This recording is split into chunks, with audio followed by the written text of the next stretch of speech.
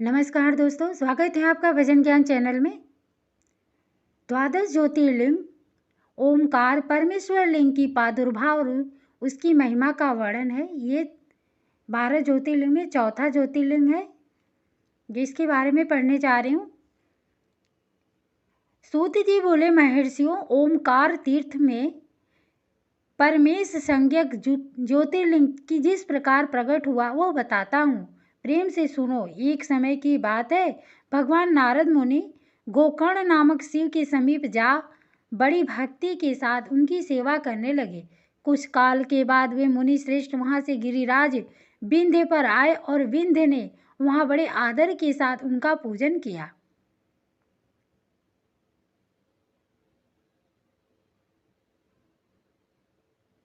मेरे यहाँ सब कुछ है, कभी किसी बात की कमी नहीं होती है। इस भाव को मन में लेकर विंध्याचल नारद के सामने खड़ा हो गया। उसकी वह अभिमान भरी बात सुनकर अहंकार नाशक नारद मुनि लंबी सांस खींचकर चुपचाप खड़े रह गए।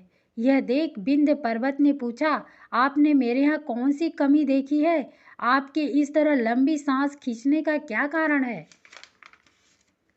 नारद जी ने कहा, भैया, तुम्हारे यहाँ सब कुछ है, फिर भी मेरू पर्वत तुमसे बहुत ऊंचा है। उसके शिखरों का विभाग देवताओं के लोकों में भी पहुंचा हुआ है, किंतु तुम्हारे शिखर का भाग वहां कभी नहीं पहुंच सका है। सूत जी कहते हैं, ऐसा कहकर नारद जी वहां से जिस तरह आए थे उसी तरह चल दिए, परंतु विंध्य पर्वत मेरे जीवन आदि को धिक्कार है, ऐसा सोचता हुआ मन ही मन संतप्त उठा। अच्छा, अब मैं विश्वनाथ भगवान शंभु की आराधना पूर्वक तपस्या करूंगा, ऐसा हार्दिक निश्चय करके वह भगवान शंकर के शरण में गया। तदंतर जहाँ साक्षात ओमकार की स्थिति है वहाँ प्रसन्नता पूर्वक जाकर उसने शिव की पार्थिव मूर्ति बनाई और 6 मास तक निरंतर शंभु की आराधना करके शिव के ध्यान में तत्पर हो वह अपनी तपस्या के स्थान से हिला तक नहीं। विंध्याचल की ऐसी तपस्या देखकर पार्वती पति प्रसन्न हो गए। उन्होंने विंध्याचल को अपना वह स्वरूप दिखाया जो योगियों के लिए भी दुर्लभ है। वे प्रसन्न हो उस समय उससे बोले, विंध्य, तुम मनवांछित वर मांगो, मैं भक्तों को अविष्ट वर देने वाला हूँ और तुम्हारी तपस्या से प्रसन्न हूँ। विंध्य बोला, देवेश्वर शंभो, आप सदा ही भक्त वत्सल हैं, यदि आप मुझ पर प्रसन्न हैं तो मुझे वह अभिष्ट बुद्धि प्रदान कीजिए जो अपने कार्य को सिद्ध करने वाली हो। भगवान शंभु ने उसे वह उत्तम वर दे दिया और कहा, पर्वतराज विंध्य, तुम जैसा चाहो वैसा करो। इसी समय देवता तथा निर्मल अंतःकरण वाले ऋषि वहां आए और शंकर जी की पूजा करके बोले, प्रभु, आप यहाँ स्थिर रूप से निवास करें। देवताओं की यह बात सुनकर परमेश्वर शिव प्रसन्न हो गया और लोगों को सुख देने के लिए उन्होंने सहर्ष वैसा ही किया। वहाँ जो एक ही ओमकार लिंग था वह 200 रूपों में विभक्त हो गया। प्रणव में जो सदा शिव थे और वे ओमकार नाम से विख्यात हुए, और पार्थिव मूर्ति में जो शिव ज्योति प्रतिष्ठित हुई उसकी परमेश्वर संज्ञा हुई। परमेश्वर को ही अमलेश्वर भी कहते हैं। इस प्रकार ओमकार और परमेश्वर ये दोनों शिवलिंग भक्तों को अभिष्ट फल प्रदान करने वाले हैं। उस समय देवताओं और ऋषियों ने उस दोनों लिंगों की पूजा की और भगवान वृषभ ध्वज को संतुष्ट करके अनेक वर प्राप्त किए। तत्पश्चात देवता अपने अपने स्थान को गए और विंध्याचल भी अधिक प्रसन्नता का अनुभव करने लगा। उसने अपने अभिष्ट कार्य को सिद्ध किया और मानसिक परिताप को त्याग किया। जो पुरुष इस प्रकार भगवान शंकर का पूजन करता है वह माता के गर्भ में फिर नहीं आता और अपने अभिष्ट फल को प्राप्त कर लेता है, इसमें संशय नहीं है। सूत जी कहते हैं, महर्षियों, ओमकार में जो ज्योतिर्लिंग प्रकट हुआ वह उसकी आराधना से जो फल मिलता है वह सब यहाँ तुम्हें बता दिया। इसके बाद मैं उत्तम केदार नामक ज्योतिर्लिंग का वर्णन करूँगा। केदारेश्वर तथा भीमशंकर नामक ज्योतिर्लिंगों के आविर्भाव की कथा तथा उनके महात्म्य का वर्णन। सूत जी कहते हैं, ब्राह्मणों, भगवान विष्णु के जो नर नारायण नामक 2 अवतार हैं और भारतवर्ष के बद्री का आश्रम तीर्थ में तपस्या करते हैं, उन दोनों ने पार्थिव शिवलिंग बनाकर उसमें स्थित हो पूजा ग्रहण करने के लिए भगवान शंभु से प्रार्थना की। शिव जी भक्तों के अधीन होने के कारण प्रतिदिन उनके बनाए हुए पार्थिव लिंग में पूजित होने के लिए आया करते थे। जब उन दोनों की पार्थिव पूजन करते हुए दिन बीत गए, तब एक समय परमेश्वर शिव ने प्रसन्न होकर कहा, मैं तुम्हारी आराधना से बहुत संतुष्ट हूँ, तुम दोनों मुझसे वर मांगो। उस समय उनके ऐसे कहने पर नर और नारायण ने लोगों के हित की कामना से कहा, देवेश्वर, यदि आप प्रसन्न हैं और यदि मुझे वर देना चाहते हैं तो अपने स्वरूप से पूजा ग्रहण करने के लिए यही स्थित हो जाइए। उन दोनों बंधुओं के इस प्रकार अनुरोध करने पर कल्याणकारी महेश्वर हिमालय के उस केदार तीर्थ में स्वयं ज्योतिर्लिंग के रूप में स्थित हो गए। उन दोनों ने पूजित होकर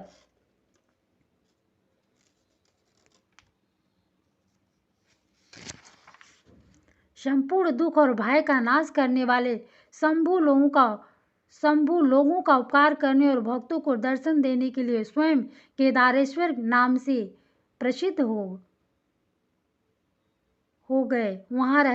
प्रसिद्ध होकर वहाँ रहते थे। वे दर्शन और पूजन करने वाले भक्तों को सदा अभिष्ट वस्तु वरदान प्रदान करते हैं थे। उसी दिन से लेकर जिसने भी भक्ति भाव से केदारेश्वर का पूजन किया, उसके लिए स्वप्न में भी दुख दुर्लभ हो गया। जो भगवान शिव का प्रिय भक्त वहाँ शिवलिंग के निकट शिव के रूप से अंकित वलय, कंकड़ या कड़ा चढ़ाता है, वह उस वलय युक्त स्वरूप का दर्शन करके समस्त पापों से मुक्त हो जाता है, साथ ही जीवन मुक्त भी हो जाता है। जो बद्रीवन की यात्रा करता है उसे भी जीवन मुक्ति प्राप्त होती है। नर और नारायण के तथा केदारेश्वर शिव के रूप का दर्शन करके मनुष्य मोक्ष का भागी होता है, इसमें संशय नहीं है। केदारेश्वर भी भक्ति रखने वाले जो पुरुष वहाँ की यात्रा आरंभ करके उनके पास तक पहुँचने के पहले मार्ग में ही मर जाते हैं, वे भी मोक्ष पा जाते हैं, इसमें विचार करने की आवश्यकता नहीं है। केदार तीर्थ में पहुंचकर वहां प्रेम पूर्वक केदारेश्वर की पूजा करके वहां का जल पी लेने के पश्चात मनुष्य का फिर जन्म नहीं होता। ब्राह्मणों, इस भारतवर्ष में संपूर्ण जीवों को भक्ति भाव से भगवान नर नारायण की तथा केदारेश्वर शंभु की पूजा करनी चाहिए। अब मैं भीम शंकर नामक ज्योतिर्लिंग का महात्म्य कहूँगा। कामरूप देश में लोकहित की कामना से साक्षात भगवान शंकर ज्योतिर्लिंग के रूप में अवतीर्ण हुए थे। उनका वह स्वरूप कल्याण और सुख का आश्रय है। ब्राह्मणों, पूर्व काल में एक महापराक्रमी राक्षस हुआ था जिसका नाम भीम था। वह सदा धर्म का विध्वंस करता और समस्त प्राणियों को दुख देता था। वह महाबली राक्षस कुंभकर्ण के वीर और कर्कट की के गर्भ से उत्पन्न हुआ था तथा अपनी माता के साथ शाह पर्वत पर निवास करता था। एक दिन समस्त लोगों को दुख देने वाले भयानक पराक्रमी दुष्ट भीम ने अपनी माता से पूछा, माँ, मेरे पिताजी कहाँ हैं? तुम अकेली क्यों रहती हो? मैं यह सब जानना चाहता हूँ, अतः यथार्थ बात बताओ। करकटी बोली, बेटा, रावण के छोटे भाई कुंभकर्ण तेरे पिता थे। भाई सहित उस महाबली वीर को श्री राम ने मार डाला। मेरे पिता का नाम करकट और माता का नाम पुष्कसी था। विराध मेरे पति थे जिन्हें पूर्व काल में राम ने मार डाला। अपने प्रिय स्वामी के मारे जाने पर मैं अपने माता पिता के पास रहती थी। एक दिन मेरे माता पिता अगस्त्य मुनि के शिष्य सुतीक्षण को अपना आहार बनाने के लिए गए। वे बड़े तपस्वी और महात्मा थे। उन्होंने कुपित होकर मेरे माता पिता को भस्म कर डाला। वे दोनों मर गए। तब से मैं अकेली होकर बड़े दुख के साथ इस पर्वत पर रहने लगी। मेरा कोई अवलंब नहीं रह गया। मैं असहाय और दुख से आतुर होकर यहाँ निवास करती थी। इसी समय महान बल पराक्रम से संपन्न राक्षस कुंभकर्ण, जो रावण के छोटे भाई थे, यहाँ आए। उन्होंने बलात् मेरे साथ समागम किया। फिर वो मुझे छोड़कर लंका चले गए। तत्पश्चात तुम्हारा जन्म हुआ। तुम भी पिता के समान ही महान बलवान और पराक्रमी हो। अब मैं तुम्हारा ही सहारा लेकर यहाँ कालक्षेप करती हूँ। सूत जी कहते हैं, ब्राह्मणों, करकटी की यह बात सुनकर भयानक पराक्रमी भीम कुपित हो यह विचार करने लगा कि मैं विष्णु के साथ कैसा बर्ताव करूं। उन्होंने मेरे पिता को मार डाला। मेरे नाना नानी भी उनके भक्त के हाथों से मारे गए। विराट को भी इन्होंने ही मार डाला और इस प्रकार मुझे बहुत दुख दिया। यदि मैं अपने पिता का पुत्र हूँ तो श्री हरि को अवश्य पीड़ा दूंगा। ऐसा निश्चय करके भीम महान तप करने के लिए चला गया। उसने ब्रह्मा जी की प्रसन्नता के लिए 1000 वर्षों तक महान तप किया। तपस्या के साथ साथ वो मन ही मन इष्ट देव का ध्यान किया करता था। तब लोक पितामह ब्रह्मा उसे वर देने के लिए गए और इस प्रकार बोले। ब्रह्मा जी ने कहा, भीम मैं तुम पर प्रसन्न हूँ, तुम्हारी जो इच्छा हो उसके अनुसार वर मांगो। भीम बोला, देवेश्वर कमलासन, यदि आप प्रसन्न हैं और मुझे वर देना चाहते हैं तो आज मुझे ऐसा बल दीजिए जिसकी कहीं तुलना न हो। सूत जी कहते हैं, ऐसा कहकर उस राक्षस ने ब्रह्मा जी को नमस्कार किया और ब्रह्मा जी भी उसे अभिष्ट वर देकर अपने धाम को चले गए। ब्रह्मा जी अत्यंत बल पाकर राक्षस अपने घर आया और माता को प्रणाम करके शीघ्रतापूर्वक बड़े गर्व से बोला, माँ अब तुम मेरा बल देखो, मैं इंद्र आदि देवताओं तथा इनकी सहायता करने वाले श्री हरि का महान संहार कर डालूंगा। ऐसा कहकर भयानक पराक्रमी भीम ने पहले इंद्र आदि देवताओं को जीता और उन सबको अपने अपने स्थान से निकाल बाहर किया। तदंतर देवताओं की प्रार्थना से उनका पक्ष लेने वाले श्रीहरि को भी उसने युद्ध में हराया। फिर प्रसन्नतापूर्वक पृथ्वी को जीतना प्रारंभ किया। सबसे पहले वो कामरूप देश के राजा सुदीक्षिण को जीतने के लिए गया। वहां राजा के साथ उसका भयंकर युद्ध हुआ। दुष्ट असुर भीम ने ब्रह्मा जी के दिए हुए वर के प्रभाव से शिव के आश्रित रहने वाले महावीर महाराज सुदीक्षिण को परास्त कर दिया और सब सामग्रियों सहित उनका राज्य तथा सर्वस्व अपने अधिकार में कर लिया।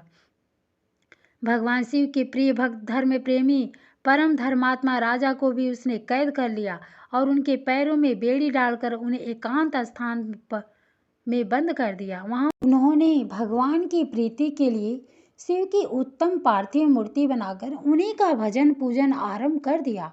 उन्होंने बारंबार गंगा जी की स्तुति की और मानसिक स्नान आदि करके पार्थिव पूजन की विधि से शंकर जी की पूजा संपन्न की। विधि पूर्वक भगवान शिव का ध्यान करके वो प्रणव युक्त पंचाक्षर मंत्र ओम नमः शिवाय का जप करने लगे। अब उन्हें दूसरा कोई काम करने के लिए अवकाश ही नहीं मिलता था। उन दिनों उनकी साध्वी पत्नी राजवल्लभा दक्षिणा प्रेम पूर्वक पार्थिव पूजन किया करती थी। वे दंपति अन्य भाव से भक्तों का कल्याण करने वाले भगवान शंकर का भजन करते और प्रतिदिन उन्हीं की आराधना में तत्पर रहते थे। इधर वह राक्षस वर के अभिमान से मोहित हो यज्ञ कर्म आदि सब धर्मों का लोप करने लगा और सबसे कहने लगा, तुम लोग सब कुछ मुझे ही दो। महर्षियों, दुरात्मा राक्षसों की बहुत बड़ी सेना साथ ले उसने सारी पृथ्वी को अपने बस में कर लिया। वह वेदों शास्त्रों स्मृतियों और पुराणों में बताए हुए धर्म का लोप करके शक्तिशाली होने के कारण सबका स्वयं ही उपभोग करने लगा। तब सब देवता तथा ऋषि अत्यंत पीड़ित हो महाकोश के तट पर गए और शिव का आराधना तथा स्तमन करने लगे। उनके इस प्रकार स्तुति करने पर भगवान शिव अत्यंत प्रसन्न हो देवताओं से बोले, देवगण तथा महर्षियों, मैं प्रसन्न हूँ, वर मांगो, तुम्हारा कौन सा कार्य सिद्ध करूं। देवता बोले, देवेश्वर आप अंतर्यामी हैं, अतः सबके मन की सारी बातें जानते हैं, आपसे कुछ भी अज्ञात नहीं है। प्रभु, महेश्वर कुंभकर्ण से उत्पन्न करकटी का बलवान पुत्र राक्षस भीम ब्रह्मा जी के दिए हुए वर से शक्तिशाली हो देवताओं को निरंतर पीड़ा दे रहा है, अतः आप इस दुखदायी राक्षस का नाश कर दीजिए, हम पर कृपा कीजिए, विलंब न कीजिए। शंभु ने कहा, देवताओं, काम रूप देश के राजा सुदीक्षिण मेरे श्रेष्ठ भक्त हैं, उनसे मेरा एक संदेश कह दो, फिर तुम्हारा सारा कार्य शीघ्र ही पूरा हो जाएगा। उनसे कहना, कामरूप देश के अधिपति महाराज सुदीक्षिण, प्रभु तुम मेरे विशेष भक्त हो, अतः प्रेम पूर्वक मेरा भजन करो। दुष्ट राक्षस भीम ब्रह्मा जी का वर पाकर प्रबल हो गया है, इसलिए उसने तुम्हारा तिरस्कार किया है, परंतु अब मैं उस दुष्ट को मार डालूंगा, इसमें संदेह नहीं है। सूत जी कहते हैं, ब्राह्मणों, तब उन सब देवताओं ने प्रसन्नतापूर्वक वहां जाकर उन महाराज से शंभु की कही हुई सारी बात कह सुनाई। उनसे वह संदेश कहकर देवताओं और महर्षियों को बड़ा आनंद प्राप्त हुआ और वे सब के सब शीघ्र ही अपने अपने आश्रम को चले गए। इस भगवान शिव भी अपने गणों के साथ लोकहित की कामना से अपने भक्त की रक्षा करने के लिए सादर उसके निकट गए और गुप्त रूप से वहां ठहर गए। इसी समय काम रूप नरेश ने पार्थिव शिव के सामने गाढ़ ध्यान लगाना आरंभ किया। इतने में ही किसी ने राक्षस से जाकर कह दिया कि राजा तुम्हारे नाश के लिए कोई पुरस्करण कर रहे हैं। यह समाचार सुनते ही वह राक्षस कुपित हो उठा और उनको मार डालने की इच्छा से नंगी तलवार हाथ में लिए राजा के पास गया।